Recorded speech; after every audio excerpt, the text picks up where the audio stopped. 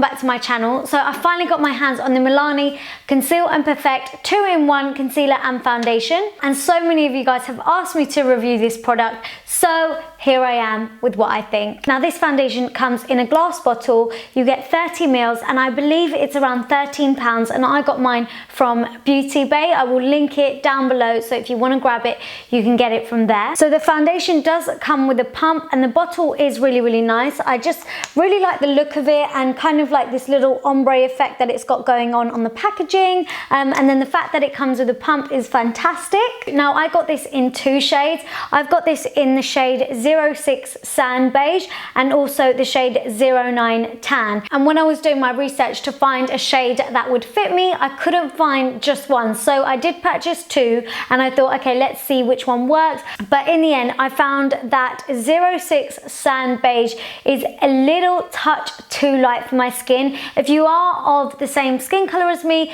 in MAC reference I'm an NC42, if that helps at all. So if you are a little bit lighter than an NC42, probably an NC40, then Sand Beige is going to work great for you. But for me it was just a little bit too light, but I did really like the undertone to it. It wasn't too orange, it wasn't ashy, it had a really nice amount of warmth to it, and it was just a really lovely shade, but unfortunately just a little bit too light. And then the other shade that I picked up is 09 Tan, and this shade is just a little bit too warm for me. I think in the summer when I do get a tan is going to work perfectly for me, but it is just a touch too dark. I found that these foundations did oxidize slightly, but still, even with oxidizing for the lighter shade, it still didn't kind of come up to like an NC42 match, so that's why it didn't work for me. So in terms of shade, I found that mixing the two of these two shades worked perfectly for me to get my perfect shade. And as you can see right now, I am wearing it all over my face,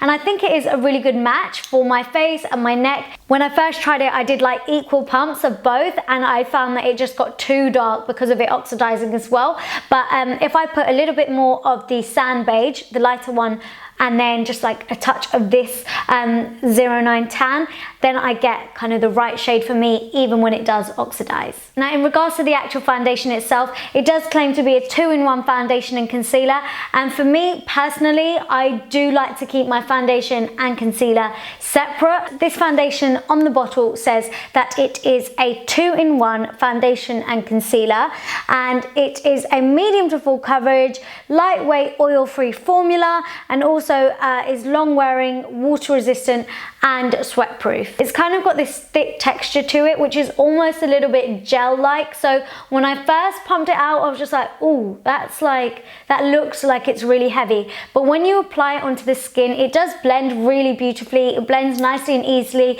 and it doesn't look as thick when you apply it. I think it is definitely a foundation that is buildable, but once you've got your foundation on, I still feel like it's a little bit tacky. Like right now I have put a little bit of powder on, but I can still like feel a little bit of tackiness. So for me, that's not something I'd want to wear when I know I'm gonna like hug someone or something like that, because then it is definitely gonna transfer. It does give your skin this beautiful, glowy, healthy skin-like finish, and it's not too dewy or anything like that. It just does look like healthy, glowy skin. But the only thing is, and this is really annoying because there's a pro and then there's a con, and then there's a pro and then there's a con, but the only thing is that you can kind of see like all the pores, and you can see all the like little bumps on my face, which of course isn't that flattering. So although it does look really nice and beautiful on the skin, and like from far away or in pictures it looks really good because you don't get any flashback, I've tried that, but up close, like if I look really like close up,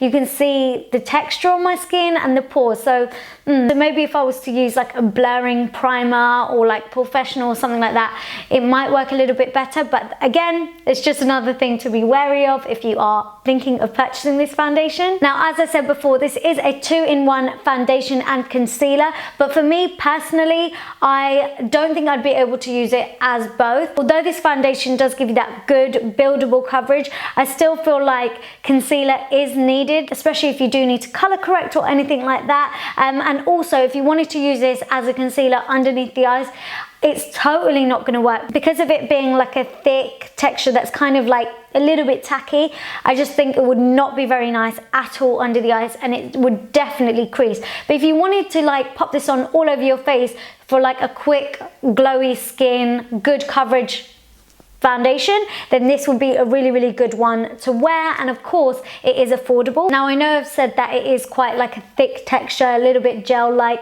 but once it is on, it does feel really lightweight. It doesn't feel heavy on the skin whatsoever. It's just that kind of like overall tacky like touch to it, which I don't like, but once it's on, it does look great. And it is a long wearing foundation. I've worn it all day before and it did stay put, and that of course is another plus point for me. So all in all, for a drugstore foundation, I think this is a really good foundation. It's got a beautiful finish to it. It's got a really nice like lightweight feel to it.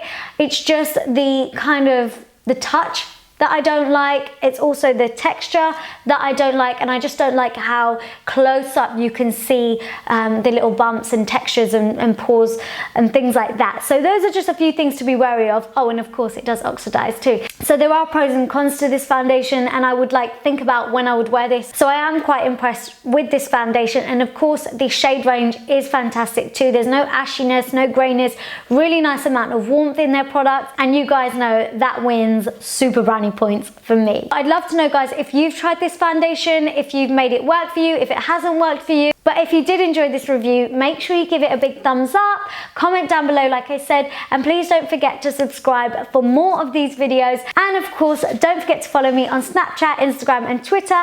Everything will be linked down below in the description box, and I'll see you all in my next video. Mwah. Bye!